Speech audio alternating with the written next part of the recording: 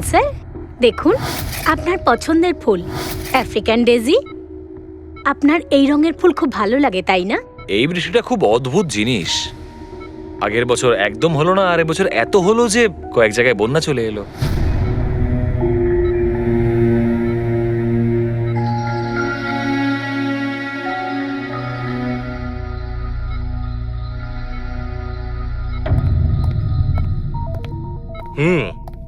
বাবা, তোমার এই স্টুডেন্টরা তাদের ভালোবাসায় তোমাকে বিগড়ে দিচ্ছে খালি, তাই না?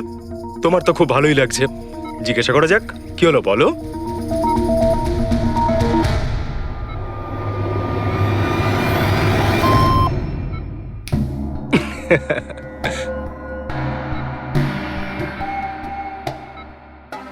আরে এগুলো তো ময়লা কাপড়, তাই না? দিন, এটা আমাকে দিন। ভাই, আমি আসছি।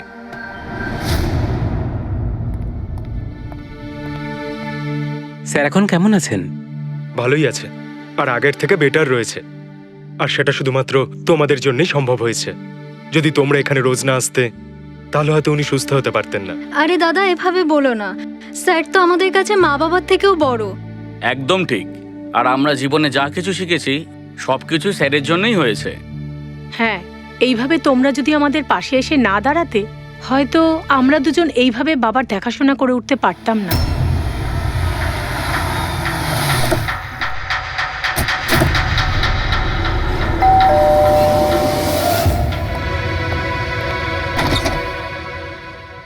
সন্দীপ আঙ্কেল, নমস্কার আঙ্কেল। নমস্কার। ভালো আছো? তোমার বাবা কেমন? ভালো আছেন, খুব ভালো আছেন। বাহ, বেশ কথা। দেখো, ওর জন্য এটা এনেছিলাম।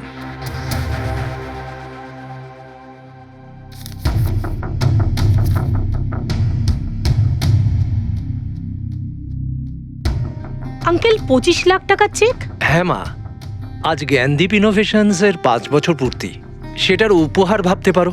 আঙ্কেল, সেটা ঠিক আছে, কিন্তু বাবা তো গত 2 বছর ধরে কোম্পানির জন্য কোনো কাজই করেনি। দেখো, কিছু সম্পর্ক এই সমস্ত কথাবার্তার অনেক ঊর্ধ্বে হয়। তোমার বাবা আর আমার বন্ধুত্ব অনেকটা এরকম। চলো জ্ঞানের সঙ্গে দেখা করি। বাবা, দেখো কে দেখা করতে এসেছেন। কেমন আছে আমার বন্ধু? আরে, আগে থেকে তো অনেক ফিট মনে হচ্ছে। যদি তোকে এত হ্যান্ডসাম লাগে, নার্স তোকে ভালোবেসে ফেলবে। শোনো প্লিজ। আমি তোমার বাবার সঙ্গে কিছু কথা বলতে চাই, if you don't mind. Sure uncle, যাওয়া যাক। হ্যাঁ হ্যাঁ, প্লিজ এসো সবাই। ওনার এই চেকটার জন্য আমাদের সত্যি খুব হেল্প হয়ে যাবে। হ্যাঁ, পাপার জন্য একটা অ্যাডভান্স বেড নিয়ে আসতে পারি, তাই না? হ্যাঁ, আরে স্যার, স্যার কি হলো? স্যার, কি হলো? লাইট অন্ধকার কেন এখানে? লাইট কি হলো? স্যার, কি হলো? সন্দীপ আঙ্কেল,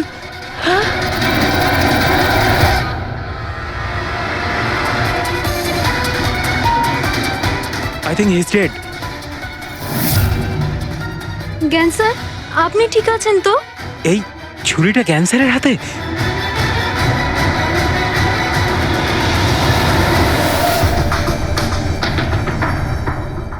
আচ্ছা, তুমি এটা বলছো যে তোমার বাবা জ্ঞানবাবুর হাতে ছুরি ছিল, কিন্তু উনি সন্দীপবাবুর খুন করেননি? স্যার উনি কিভাবে খুন করতে পারেন? 2 বছর ধরে তো উনি প্যারালাইজড। ওনার CLIS হয়েছে। Complete locking syndrome. হ্যাঁ স্যার, এই পরিস্থিতিতে শরীরের কোনো অংশই কাজ করে না, এমনকি চোখের পাতা পর্যন্ত পড়ে না। ওনার প্যারালাইসিস হলো কি করে? স্যার 2 বছর আগে বাবার একটা অ্যাক্সিডেন্ট হয়েছিল। অদ্ভুত ব্যাপার। 2 বছর আগে ওনার অ্যাক্সিডেন্ট হয়েছিল, তখন থেকে উনি বিছানায়। তাহলে ওনার হাতে ছুরি এলো কি করে? স্যার এটা অসম্ভব। খুন জ্ঞান স্যার নয়, অন্য কেউ করেছেন। আরে কিন্তু ছুরি তো ওনার হাতেই ছিল। হয়তো খুনি এই কাজটা করেছে। তার মানে হলো এই রুমে জ্ঞানবাবু আর সন্দীপবাবু ছাড়া আরো কেউ ছিল? না স্যার, আমরা সবাই তো নিচেই ছিলাম। হ্যাঁ স্যার, আর ঘরে তো আর কেউ ছিল না স্যার। তার মানে তুমি এটা বলতে চাইছো যে এই খুন জ্ঞানবাবু করেছেন? না স্যার, আমি সেটা বলতে চাইনি। তুমি কি বলতে চাইছো? সন্দীপ তাহলে নিজেকেই ছুরি মেরেছে, আর মারা যাওয়ার আগে ছুরিটা ওনার হাতে ধরিয়ে দিয়ে যায়? হ্যাঁ, আবার এমন নয় তো যে জ্ঞানবাবুর কোনো শরীর খারাপই নয়, শুধু অ্যাক্টিং করছেন? স্যার আপনি এসব কি বলছেন? যেটা আপনি শুনলেন যদি আপনার কোনো আপত্তি না থাকে আমরা আপনার বাবাকে আরেকবার চেক করতে চাই। করুন আপনি। আমরা কি মিথ্যা বলছি নাকি? দেখে নিচ্ছি।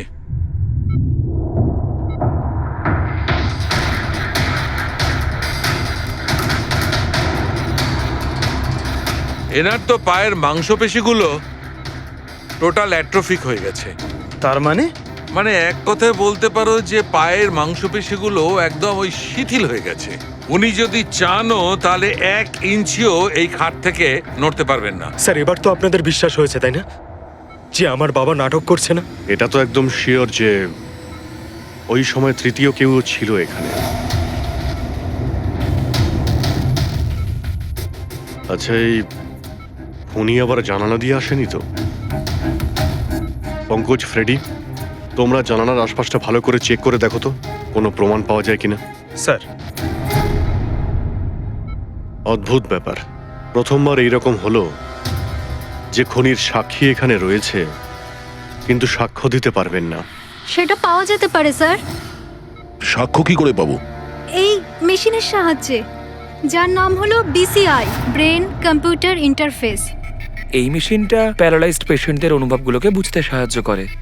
অদ্ভুত ব্যাপার, এটা কি সম্ভব? নিশ্চয়ই সম্ভব স্যার। স্যার, এই মেশিনটা রক্তের অক্সিজেন ফ্লোকে বুঝে নিয়ে পেশেন্টের অনুভবগুলোকে ব্যক্ত করে দেয়। একটু ভালো করে এক্সপ্লেন করো দেখি। স্যার আমি বলছি, এই মেশিনটা মাথার ভিতরে রক্ত প্রবাহকে ডিটেক্ট করে, তারপর এটা ক্যালকুলেশন করে যে আলাদা আলাদা পরিস্থিতিতে আলাদা আলাদা প্রশ্ন করলে তার উত্তরে মস্তিষ্কের ভিতরে রক্ত প্রবাহ কেমন হচ্ছে। ও, আর এই রক্তের মাত্রা এইটা বলতে পারবে যে ওই সময় এই মানুষটা কি ভাবছিল, এর মনের মধ্যে কি চলছিল। Exactly. Good, very good. Freddie sir, এখান থেকে ওপরে যাওয়ার কোনো রাস্তা নেই। সে আমি জানি। এই পাইপটা দেখ, খুনি এই পাইপটা বেয়েই উপরে উঠেছিল, খুন করে এই পাইপটা ধরেই বেয়ে নিচে নেমে গেছিল। আর ওই ভাঙা টপটা দেখতে পাচ্ছিস, ওইটার উপরই পড়ে দৌড়ে পালিয়েছিল। চলুন স্যার, নিচে গিয়ে দেখি। চল। আমার বাবা অ্যাক্সিডেন্টের আগে এই টেকনিকটাকে আরো এগিয়ে নিয়ে যেতে চেয়েছিলেন। বাবা সবসময় এটা বিশ্বাস করতেন যে বিজ্ঞানের কাছে সব প্রশ্নের উত্তর রয়েছে, প্রয়োজন শুধু চোখ খুলে সমাধানটা খুঁজে বের করা। আপনার বাবা একদম ঠিক কথা বলতেন। হ্যাঁ স্যার, জ্ঞান স্যার চেয়েছিলেন যে বিজ্ঞানের জন্য তারা চোখে দেখতে পাক যারা দৃষ্টিহীন, যারা শুনতে পায় না তারা যেন শুনতে পায়। মানুষের উপকার করতে চেয়েছিলেন জ্ঞান স্যার। আর নিয়তির খেলা দেখুন, আজ ওনারই আবিষ্কার ওনাকে সাহায্য করছে, যেটা একদিন ওনার অনেক বড় স্বপ্ন ছিল। ঠিকই বলছেন স্যার, টপটা তো ভাঙা। আর এই দেখ, পায়ের এই ছাপগুলো দেখ, খুনি এই পথেই পালিয়েছিল। স্যার, এখানে দেখুন, রক্ত স্যার। তার মানে পঙ্কজ, ঘরের ভেতর আরো কেউ ছিল যে সন্দীপ বাবুকে খুন করেছে। রক্তের এই স্যাম্পলটা নিয়ে ফরেন্সিক ল্যাবে যাওয়া যাক। আচ্ছা, এই জ্ঞানবাবু BCI এর সাহায্যে কি কথা বলতেন? যেরকম ওনার যখন খিদে পেত উনি সেটা বলতেন, যদি ওনার বেড প্যানের প্রয়োজন হতো সেটাও বলতেন, এমনকি বাবা ওটা দিয়ে দাবাও খেলতেন স্যার। কি দাবা খেলতেন? গ্রেট। হ্যাঁ স্যার, যেমন যেমন প্যাটার্ন এনার মনের মধ্যে তৈরি হতো সেই অনুযায়ী অক্ষরের পেছনে লাইটগুলো জ্বলে উঠতো, আর আমরা অক্ষরগুলোকে মিলিয়ে বুঝে যেতাম যে ইনি কি বলতে চাইছেন। তাহলে তো উনি বলতে পারবেন যে খুনি কে। হ্যাঁ স্যার, নিশ্চয়ই। স্যার, বাবাকে একবার জিজ্ঞেস করা উচিত। অবশ্যই করব, আগে তো আমরা ভালো করে তদন্ত করে নিই।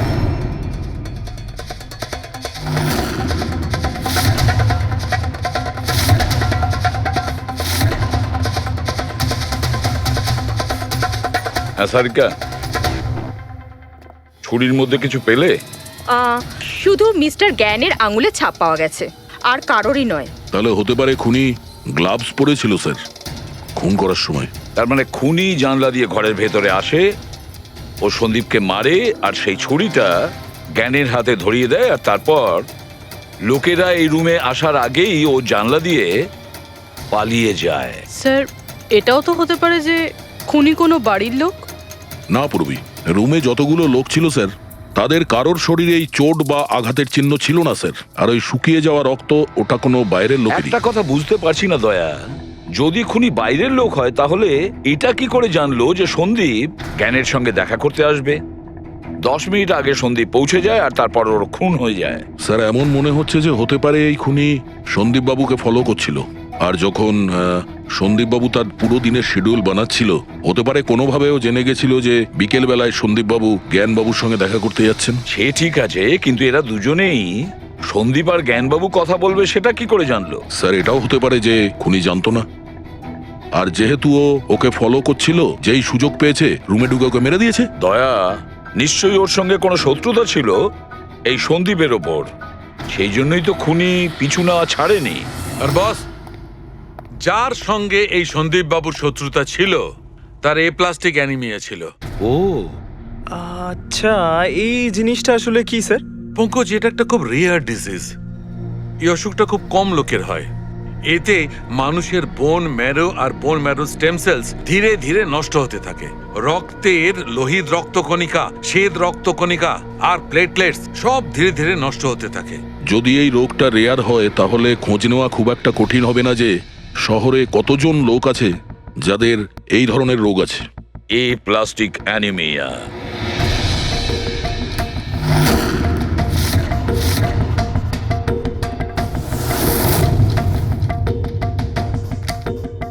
হ্যাঁ দা, কিছু পেলে? হ্যাঁ স্যার, এই শহরে সব মিলিয়ে ৪৫ জন লোক আছে যারা এই রেয়ার অসুখে ভুগছে স্যার। তাদের মধ্যে ১৬ জন তো দেশেই নেই। তার মানে বাকি রইল ২৯। তাদের মধ্যে ১৪ জন এমন লোক আছে যারা বয়স্ক, মানে উঁচু ব্যালকনি থেকে লাফাতে পারবে না। বাকি রইল ১৫।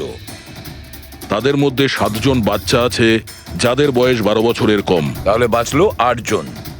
হ্যাঁ স্যার, আর ৮ জনের মধ্যে তো ৪ জন এমন আছে স্যার যারা অনেক বেশি মোটা স্যার। এই দেখুন, ও, এরা না ওই ব্যালকনিতে উঠতে পারে না লাফাতে পারে।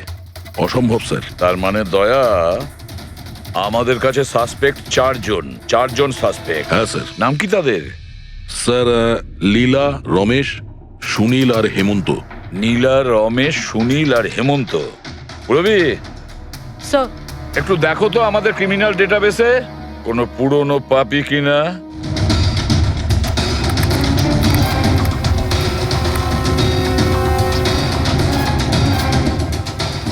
পেয়ে গেছি।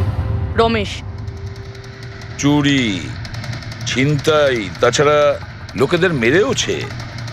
থাকে কোথায় সে? সরোজনগর চল। নিয়ে এসে একে।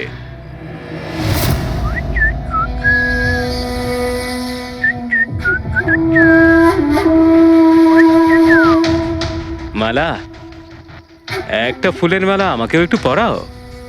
আচ্ছা বলো, বিয়ে কবে করছো? বিয়ে? আর তোকে? আমার এতটাও খারাপ সময় আসেনি যে তোকে বিয়ে করতে হবে। কেন? তুই এতটাই খারাপ দেখতে যে তোর বাড়ির আয়না ভয় পেয়ে যায় তোকে দেখে। কিন্তু তোমার বাড়ির আয়না তোমার জন্য কবিতা বলে, এটা আমি খুব ভালো করে জানি। আরে, তোর হাতে আবার কি হলো? আরে কিছু না, শত্রুর সাথে যুদ্ধ করতে গেলে এরকম চোট লেগেই থাকে মালা দেবী। নাটক করিস না, বল কি হয়েছে? ব্যাপারটা এই যে আমি হেঁটে হেঁটে যাচ্ছিলাম, হঠাৎ করে দেখলাম একটা বুড়ি মহিলা রাস্তা পেরোনোর জন্য এগোচ্ছিল। তখনই উল্টো দিক থেকে একটা মোটরসাইকেল খুব জোরে, খুব স্পিডে, ১০০ স্পিডে ওর দিকেই এগোচ্ছিল। যখনই মোটরসাইকেল ওই বুড়ি মহিলাকে ধাক্কা মারতে যাচ্ছিল, মাঝখানে পৌঁছে গেলাম আমি আর বাঁচিয়ে নিলাম ওকে। আচ্ছা, তুই এতটাই সাহসী? আমি কি কি ভালো পারি সে ব্যাপারে তো তুমি এখনো জানোই না। আচ্ছা বল, আর কি কি গুণ আছে তোর মধ্যে? আমার ভালো গুণগুলো হলো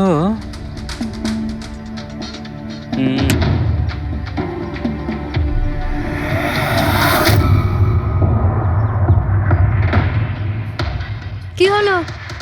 তোর মুখটা ভয়ে এভাবে ফ্যাকাশে হয়ে গেল? মালা, মালা আমাকে একটু একটু একটু লুকোতে দে। আরে মালা লুকোতে দে। লুকোচ্ছিস কেন? আরে মালা, আরে কেন লুকোচ্ছিস তুই? এটা কি করে দিলি তুই? আমার সব ফুল নষ্ট করে দিলি। স্যার, এ তো সেই।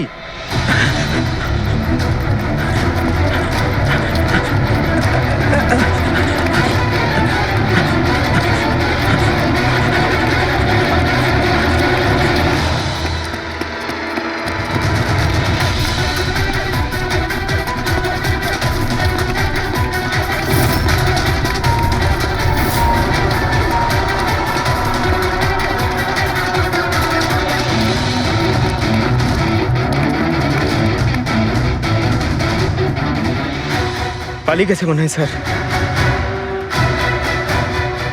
যাবেটা কোথায়?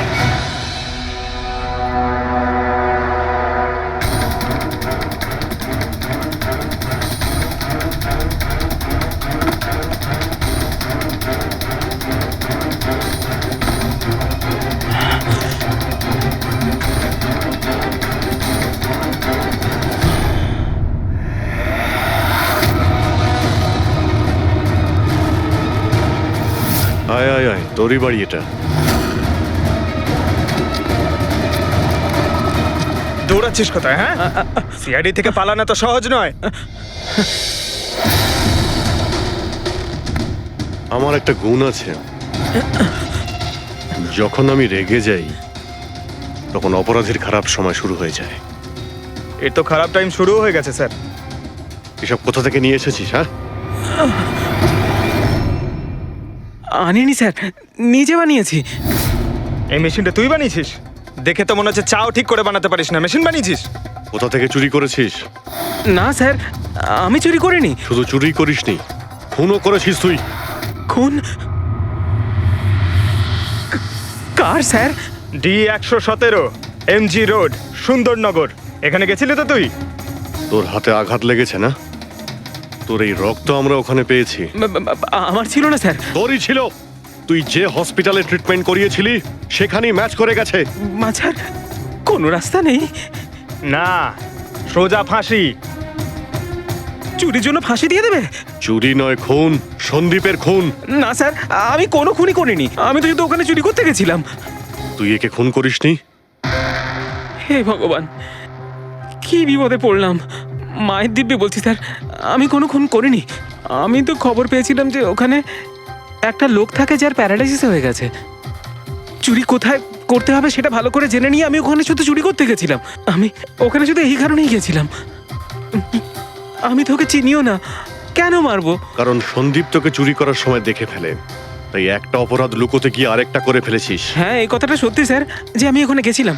আর সন্দীপ আমাকে দেখে চিৎকারও করেছিল। ওর চিৎকার শুনে আমি ভয় পেয়ে গিয়ে পালিয়ে এসেছিলাম। তাহলে তোর লাগলো কি করে? এটা যখন সন্দীপ চিৎকার করলো তখনই লাইট চলে গেছিল, আর অন্ধকারে আমি নিচে লাফালাম। ওই লাফাতে গিয়ে চোট লেগে গেছে। ওই রুমের মধ্যে তুই ছাড়া সেই সময় আর কেউ ছিল না।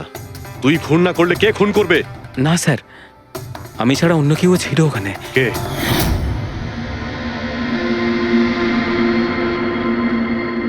কে কে তুমি? হ্যাঁ, অন্ধকারে মুখটা তো ঠিক দেখতে পাইনি, তবে ওর ঘড়িটা চকচক করছিল। ঘড়ি? সন্দীপ তো কোনো ঘড়ি পড়েছিল না। স্যারও মিথ্যে বলছে। কোনো মানুষ ছিল না, কোনো ঘড়ি ছিল না। কেউ ছিল কি ছিল না তার উত্তর তো ওই দিতে পারবে। জ্ঞান, উনি আজ কেমন আছেন? স্যার আগের থেকে বেটার, কিন্তু আজকে কিছু জিজ্ঞাসা করতে চান ওনাকে? শুরু করি। শিওর স্যার, কিন্তু আপনারা যা জিজ্ঞেস করতে চান একটু স্লোলি জিজ্ঞাসা করবেন স্যার, যাতে উনি আপনাদের এক একটা শব্দ বুঝতে পারেন স্যার। হ্যাঁ, জ্ঞানবাবু, এ রমেশ, এ একজন চোর। যে রাতে সন্দীপ বাবুর খুন হয়েছিল ও এখানে চুরি করতে এসেছিল। ও বলছে যে সেই রাতে এখানে অন্য কাউকে দেখেছিল।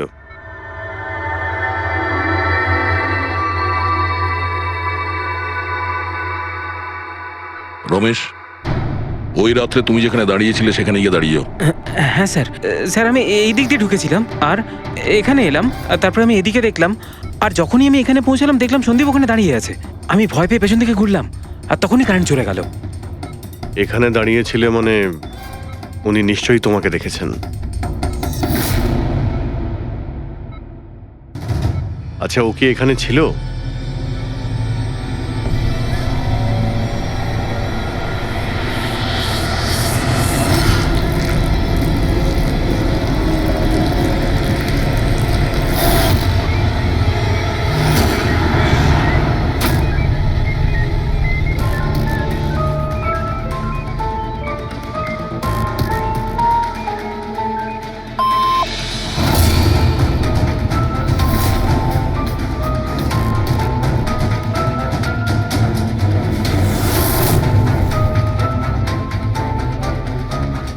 আচ্ছা, রমেশই কি খুন করেছিল?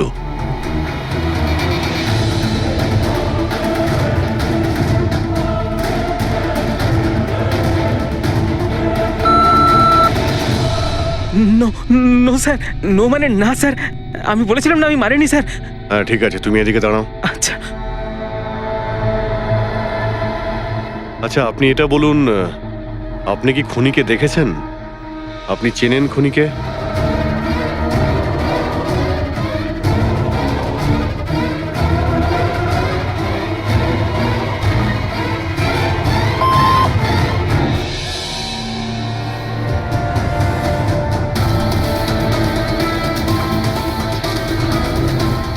আচ্ছা, খুনি এই মুহূর্তে এই রুমে আছে?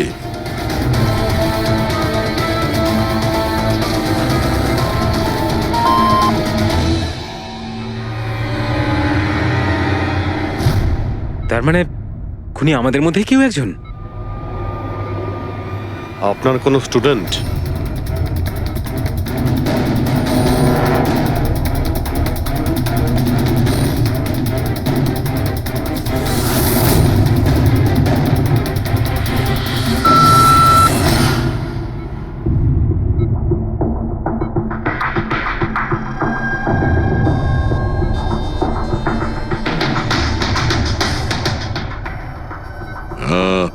নার্স কিংবা ওয়ার্ড বয়? এসবের মধ্যে আপনারা আমাকে কেন টানছেন? আপনি যদি কিছু করেই না থাকেন, আপনি ভয় পাচ্ছেন কেন?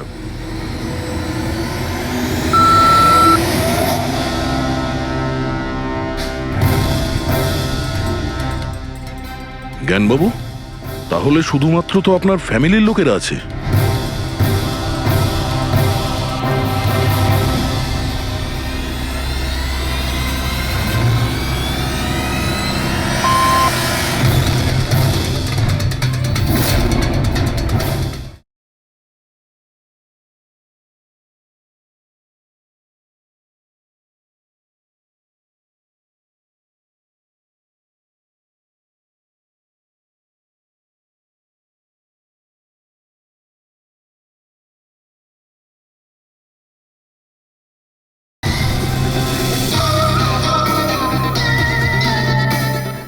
কি বাবা, তুমি এসব কি বলছো? হ্যালো, রিল্যাক্স, ওখানে দাঁড়িয়ে থাকো।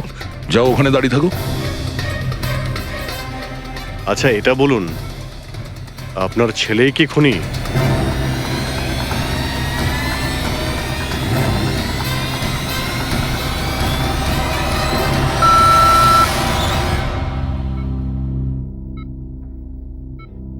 এখন তো শুধু আমিই আছি, কিন্তু আমি এই খুন করিনি। জ্ঞানবাবু, আচ্ছা জ্ঞানবাবু, রিনা খুনি?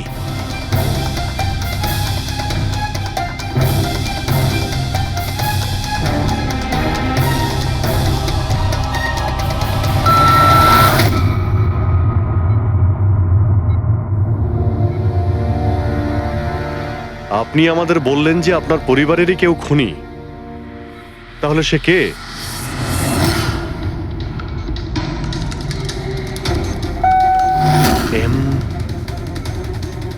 এম? আপনাদের মধ্যে কার নাম এম থেকে শুরু হয়?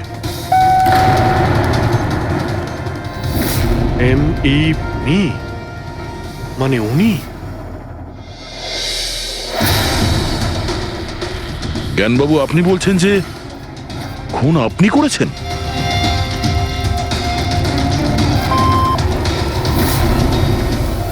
বুঝতে পারছি না ইনি কেন আমাদের সঙ্গে এরকম খেলা খেলছেন। কালকের কাগজে হয়তো আসবে যে সিআইডি নাকি খুনের অপরাধে এমন লোককে অ্যারেস্ট করেছে যে নাকি প্যারালাইসিস হয়ে পড়ে আছে 2 বছর ধরে। খুনি নিশ্চয়ই জ্ঞানবাবুর আশেপাশের কেউ। উনি ওকে বাঁচানোর চেষ্টা করছেন, জানি না কেন। সমস্ত অভিযোগ উনি নিজের মাথায় নিচ্ছেন। যদি সে আপন কেউ হয় তাহলে সেই ছুরি ওনার হাতে কেন দিতে যাবে? অন্য কারোর হাতে দিত, যাকে সহজেই বিশ্বাস করা যেত। আর কারোর ওপর যদি দোষ চাপানোরই হয়, তাহলে জ্ঞানবাবু ওকে বাঁচাচ্ছেন কেন, যখন এই সন্দীপ বাবু ওনার খুব ভালো বন্ধু, ভাইয়ের থেকে? এটাই তো, সব থেকে বড় বন্ধু, ভাইয়ের থেকেও বড় বন্ধু। কিছু তো একটা গোলমাল আছে। এ কি সত্যিই বন্ধু নাকি শত্রু? জ্ঞানবাবুর ছেলে বলছিল সন্দীপবাবু ওনাকে 2 বছর ধরে টাকা পাঠাচ্ছিল, ওনার অসুখের সময় ওনার পাশে ছিল। তার উপরে স্যার, ঘটনার দিন সন্দীপ 25 লাখের চেক নিয়ে এসেছিল। ওনার ফ্যামিলি মেম্বার তো এটাই ভাববে যেটা দেখানো হয়েছে। আর সব সময় পর্দার পিছনের খেলাটা অন্য কিছু হয়ে থাকে, অন্য রকম হয়ে থাকে। কিন্তু স্যার, পর্দার আড়ালের সত্যিটা তো শুধুমাত্র জ্ঞানবাবুই জানেন, আর উনি তো সত্যি কথা বলছেনই না। জ্ঞানবাবু সত্যি কথা বলছেন না তো কি হয়েছে বস? ওর মস্তিষ্ক তো সত্যি কথা বলবে। আমার জ্ঞানবাবুর মস্তিষ্ক চাই। জ্ঞানবাবুর মস্তিষ্কটা এনে দাও, তারপর দেখবে তুড়ি মেরে খুনির কাছে পৌঁছে যাব। ডক্টর সালুকে, এটা কি ধরনের ডিমান্ড করলেন আপনি? কারণ মস্তিষ্ক কি করে নিয়ে আসা সম্ভব? কেন হবে না ফেডরিক? এই কেসে ওনার মস্তিষ্ক তো ওকে এনে দিতেই পারি আমরা। কেননা গত 2 বছরে ওনার মস্তিষ্কে যা কিছু ঘটেছে সব বিসিআই মেশিনে রেকর্ড হয়েছে। এক্স্যাক্টলি বস। আর এই মেশিনে আমাদের বলবে যে জ্ঞান বাবুর সঙ্গে ওর কি আর কেমন সম্পর্ক ছিল। হ্যাঁ ফেডরিক, সব ডেটাগুলো নিয়ে এসো বিসিআই মেশিনের। আর দয়া, রমেশকে ওনাদের বাড়িতে নিয়ে যাও, আর ওখানে যে কয়জন লোক ছিল সবার ঘড়ি চেক করাও। স্যার, এখনো আমাদেরকেই সন্দেহ করছেন? হ্যাঁ, আর ততক্ষণ সন্দেহ করব যতক্ষণ না আসল খুনিকে পাওয়া যায়। কিন্তু জ্ঞান স্যার তো বলেই দিয়েছেন আমরা সবাই নির্দোষ, তাও আপনারা। হতে পারে উনি মিথ্যে কথা বলছেন তোমাদের মধ্যে কাউকে বাঁচানোর জন্য। তাহলে আপনারা আসল খুনিকে কিভাবে খুঁজবেন? সিআইডি এই দায়িত্ব আমাকে দিয়েছে, কেননা সেই রাতে আমি খুনির ঘড়িটা দেখতে পেয়েছিলাম। কিন্তু সেদিন তো ঘরে অন্ধকার ছিল, তুই ঘড়ি কি করে দেখলি? ম্যাডাম, এই পৃথিবীর বেস্ট চোর আমি। যে জিনিসের দিকে নজর দিই মাথায় পুরো কুষ্টি চেপে যায়। তাহলে দুনিয়ার বেস্ট চোর বাবু, কাজে লেগে যান।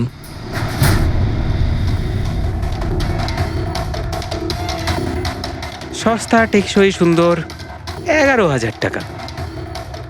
না, এ নয়।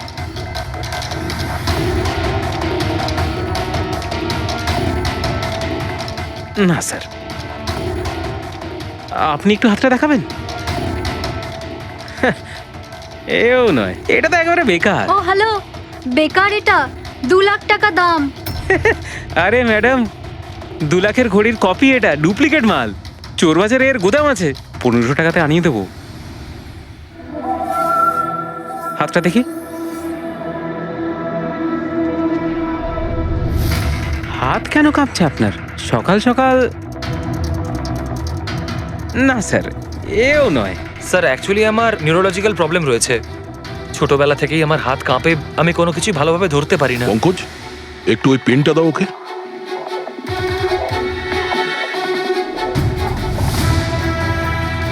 ঠিক করে ধরবেন আপনি। এ তো পেনটাও ধরতে পারছে না। স্যার, অ্যাকচুয়ালি জ্ঞান স্যার আমার এই প্রবলেমটাই সলভ করতে চেয়েছিলেন। উনি এর সাথে রিলেটেড রিসার্চও করছিলেন, কিন্তু হয়তো ভাগ্যের সম্মতি ছিল না এতে। আর জ্ঞান স্যারের গাড়ির অ্যাক্সিডেন্ট হয়ে গেল। ভরসা রাখো, এর কোনো না কোনো চিকিৎসা তো হয়েই যাবে। তুমি দেখো বাকিদের ঘড়িগুলো। না স্যার, এদের মধ্যে কারোর ঘড়িই নয়। কারোর কাছেই নেই? হতে পারে খুনির কাছে একের থেকে বেশি ঘড়ি আছে। ওই দিন ও যে ঘড়িটা পড়েছিল আজ ওটা পড়েনি। হায় ভগবান, আপনি এখনো সন্দেহ করছেন? পঙ্কজ, এই রমেশকে নিয়ে যাও। পৃথিবীতে যত ঘড়ি আছে, যত মডেলের রয়েছে, সবগুলো দেখাও ওকে। স্যার, যত ঘড়ি আছে, যত মডেল আছে, সব? তবেই তো জানা যাবে খুনি কোন মডেলের ঘড়ি পড়েছিল। এক মিনিট, একটু এদিকে এদিকে।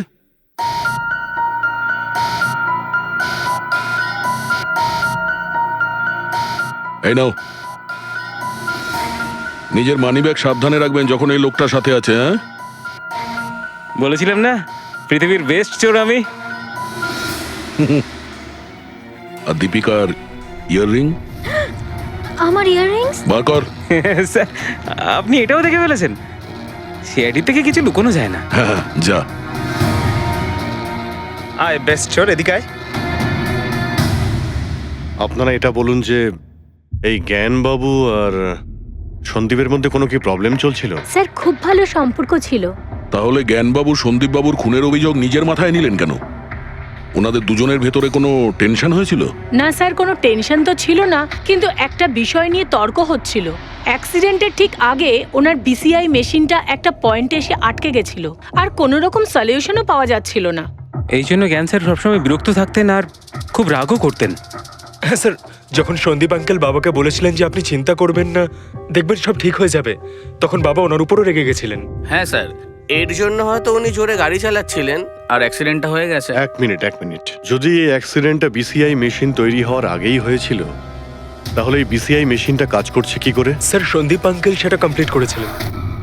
সন্দীপ বাবু? কিন্তু উনি তো কোনো সায়েন্টিস্ট ছিলেনই না। হ্যাঁ, কিন্তু জানি না স্যার, সন্দীপ আঙ্কেল ওই মেশিনের সব সমস্যাগুলো ঠিক করে দিয়েছিলেন স্যার। আর বাবার অ্যাক্সিডেন্টের 1 মাস পরেই ওটা কাজ করতে শুরু করে দেয়, আর প্রজেক্টও সাকসেসফুল হয়েছে স্যার। অদ্ভুত ব্যাপার, এটা কি করে হতে পারে? একজন নন সায়েন্টিস্ট এরকম কমপ্লিকেটেড মেশিন কি করে চালু করতে পারে, যেটা ওনার মতো বৈজ্ঞানিকই শুরু করতে পারেননি? বোধহয় আন্দাজি করে ফেলেছিলেন।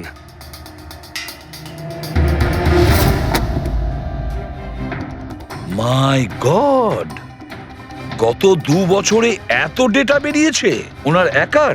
হ্যাঁ বস, আর এই পেপারগুলোর প্রত্যেকটা জায়গা খুঁটিয়ে খুঁটিয়ে ভালো করে দেখতে হবে যে সত্যিটা কি ছিল যেটা জ্ঞানবাবু আমাদের থেকে লুকোতে চাইছেন। এক একটা শব্দ, এক একটা অক্ষর জুড়ে তার প্যাটার্ন বানিয়ে দেখতে হবে। চলে এসো, সবাই মিলে কাজ করি। সবাই চলে এসো।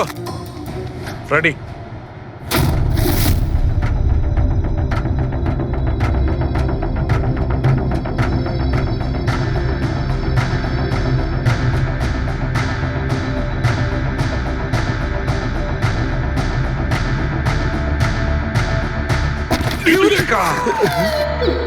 কি হলো স্যার, কি পেলেন? জানতে পারা গেছে যে আসলে ওই রহস্যটা কি, আর এই রহস্যে আছে একটা ভিলেন। জানতে পেরেছি যে জ্ঞানবাবু কিভাবে একটা একটা অক্ষর জুড়ে এই ঘটনাটাকে ব্যাখ্যা করেছেন। অক্ষর, অক্ষর থেকে তৈরি শব্দ, আর শব্দ থেকে তৈরি বাক্য, সেন্টেন্স। না জানি কত সময় লেগেছিল ওনার পুরো ঘটনাটা, পুরো সত্যিটা এভাবে বলার জন্য। হ্যাঁ বস, কম করে 6 মাস। আর সেটা তখন শুরু হয়েছিল অ্যাক্সিডেন্টের ঠিক আগে। আজকের পর থেকে এই কোম্পানিতে তুমি সাইলেন্ট পার্টনার, আর তোমার লাভ শুধুমাত্র 5% হবে, আর তার থেকে বেশি তুমি 1 টাকাও পাবে না। ও ওকে ওকে ওকে ওকে, আমার মনে হচ্ছে তোমার এই প্রজেক্টটা কমপ্লিট হয়ে গেছে আর তুমি সফল হয়ে গেছো। হ্যাঁ হ্যাঁ, আমি সফল হয়ে গেছি, কিন্তু আমি এই মেশিনটা গরিবদের জন্য বানিয়েছি, মানবতার জন্য বানিয়েছি, তোমার মতো লোভী মানুষদের জন্য বানাইনি। আজকের পর থেকে আমরা একসাথে কাজ করব না। আমি যাচ্ছি, কফির জন্যে বৌদিকে ধন্যবাদ জানিয়ে যাচ্ছি।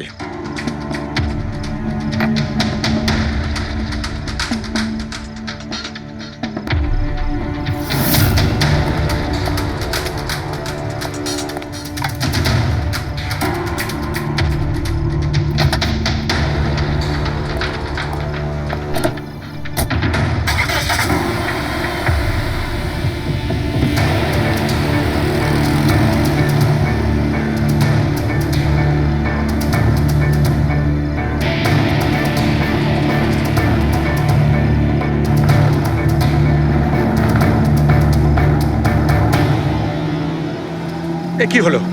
হঠাৎ করে গাড়ি ব্রেক ধরছে না কেন? ব্রেক শুয়ে কি হলো?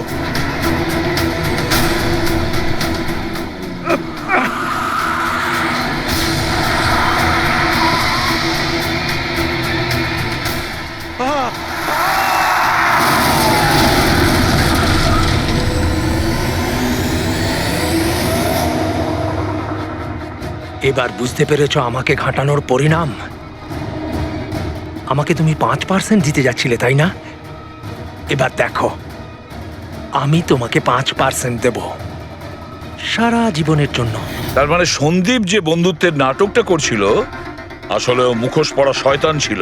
আর স্যার, যদি পুরো ডেটা এই কাগজে লেখা থাকে, তার মানে হলো জ্ঞানবাবু এই কথাটা নিজের মনে রাখেননি, কাউকে না কাউকে সন্দীপবাবুর আসল উদ্দেশ্যটা বলেছেন।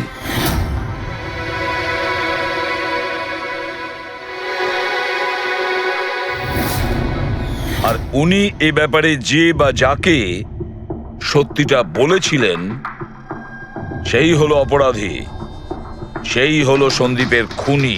কিন্তু স্যার, যদি খুনি জ্ঞানবাবুর হয়ে প্রতিশোধ নিতে চাইতো, তাহলে খুনি ছুরিটা জ্ঞানবাবুর হাতে কেন ধরালো? ওনাকে ফাঁসাতে চাইছিল? না পুরবি, আমার তো মনে হয় না। খুনি ওনাকে সান্ত্বনা দিতে চেয়েছিল, যে এটা বোঝাতে চেয়েছিল যে দেখুন, আমি আপনার হয়ে সন্দীপকে মেরে ফেলেছি, আপনার প্রতিশোধ আমি নিলাম।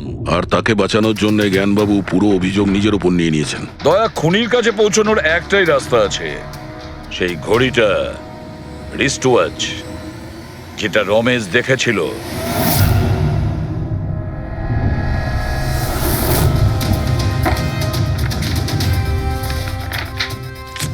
আরে ভাই তাড়াতাড়ি কর, এত সময় নেই আমাদের কাছে। পঙ্কজ, আরে দেখছি তো কি আমি। হচ্ছে? স্যার কি হলো রমেশ, মজা আসছে কি না? যথেষ্ট স্যার, আমি হাত জোড় করছি, আমি আর ঘড়ি দেখতে পারবো না।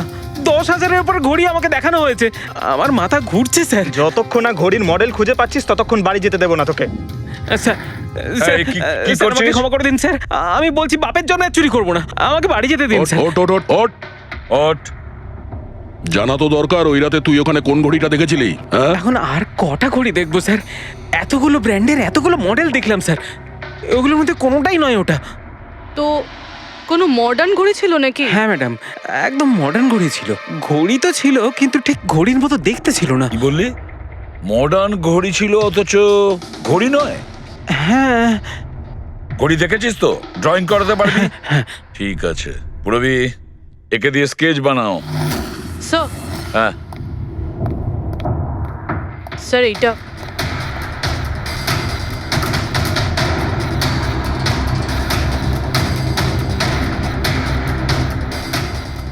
মাই গড, কি হলো? 1 মিনিট বস, একদম জ্যাকপট লেগে গেছে। রমেশ, এদিকে এসো। আগে মন দিয়ে দেখো, এই ঘড়িটাই ছিল। এটাই ছিল, একদম এটাই ছিল স্যার। এটা কিরকম ঘড়ি স্যার? চুরি করলে কত পয়সা পাবো? পয়সা নয়, টাকা পাবে, লাখ লাখ টাকা। এত দামি ঘড়ি এটা? ঘড়ি নয়, এটা স্যাটলা বলে একে, স্যাটলা। স্যাটলা? এবার খুনি কে সেটাও আমি বলতে পারি। কে এই খুনি? সে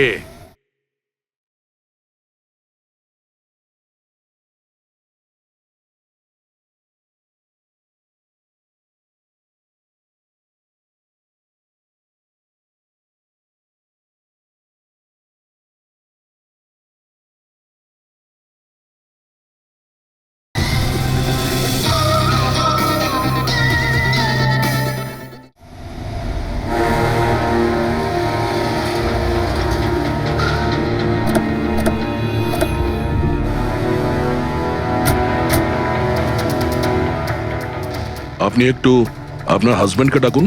কিন্তু আপনারা কারা? আপনি ডাকুন না ওনাকে, উনি চেনেন আমাদের। সোনু, সোনু একটু বাইরে এসো, কারা দেখা করতে এসেছে?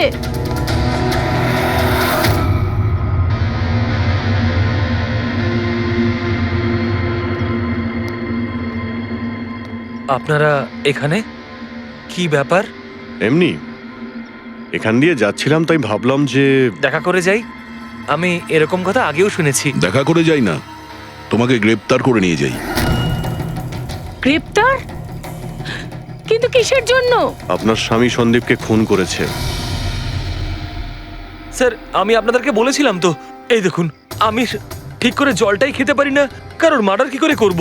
খুন তো করেছো, আর তুমি এই হাত দিয়েই করেছো। কোথায় সেই সেটলা ওয়াচ? হ্যাঁ, ঘড়ি কোথায়? স্যার, আপনারা কোন ঘড়ির কথা বলছেন আমি কিচ্ছু জানি না। এক্ষুনি তুমি জানতে পারবে কোন ঘড়ির কথা বলছি।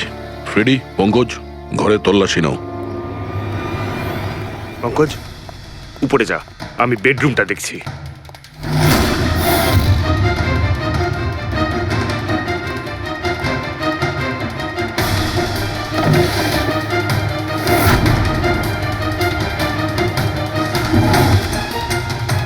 কিচ্ছু নেই।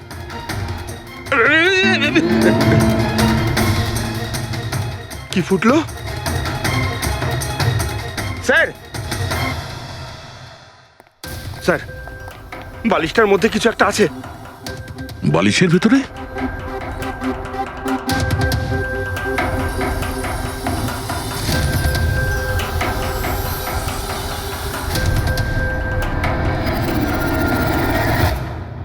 তাই তো, ঘড়ির মতো দেখতে। হ্যাঁ। এই ঘড়িটা কার? আর এই বালিশের ভেতরে কি করছে? আমি কি করে জানবো? যে দোকানদারের থেকে বালিশটা কিনেছিলাম তারই হবে। পড়ো এটা। স্যার, আমি কারোর ঘড়ি কেন পড়তে যাবো স্যার? তুমি এটা পড়বে নাকি অ্যারেস্ট করবো আমরা? অভিজিৎ, একটা কাজ করি, আগে আগে ঘড়ি পরাই, হাত করা তো নিজের থেকেই লেগে যাবে। হ্যাঁ, নাও ওই ঘড়িটা খোলো। স্যার,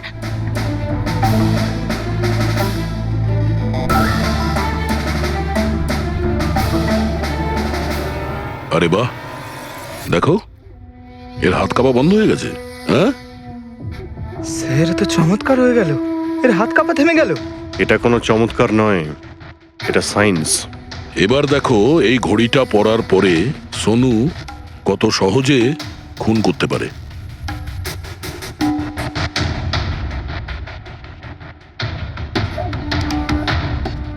স্যার কিন্তু এই ঘড়িটা কাজ করে কি করে? এটাকে সেটলা বলে পঙ্কজ।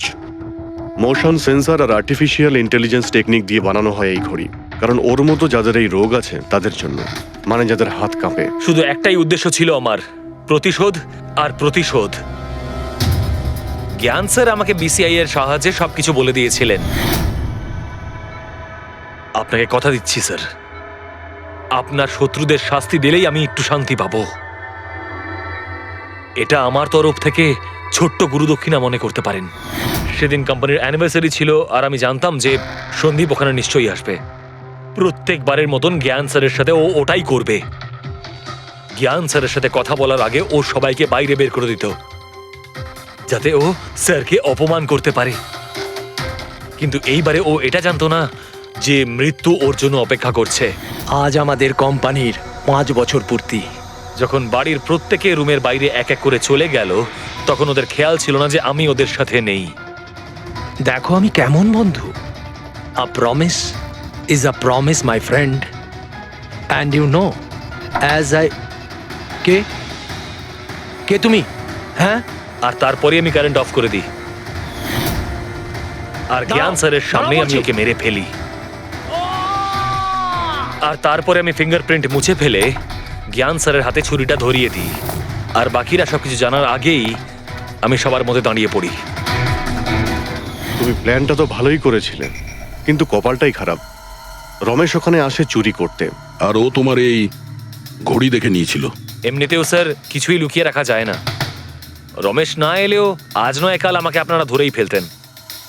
তুমি যখন সবকিছুই বোঝো তাহলে এরকম অপরাধ কেন করলে? জ্ঞান স্যারের ঋণ শোধ করতে। এটা শুধু ঘড়ি নয়, আমার মতো মানুষের কাছে এটা নতুন জীবন, যে জীবনটা জ্ঞান স্যার উপহার দিয়েছিলেন। উনি আমাকে বিশ্বাস করিয়েছিলেন যে বিজ্ঞানের ক্ষেত্রে আমি এগিয়ে যেতে পারি। যেভাবে উনি তোমার সমস্যার সমাধান করেছিলেন, তুমিও সেরকম সমাজের ভালোর জন্য কোনো কাজ করতেই পারতে। কিন্তু তুমি আলোর দিকে যাওয়ার পরিবর্তে অন্ধকারের দিকে চলে গেলে। আর এমন অন্ধকূপে পৌঁছলে যেখানে আসার কোনো আলোই নেই। যদি কিছু থাকে, সেটা হলো শুধু ফাঁসির দড়ি।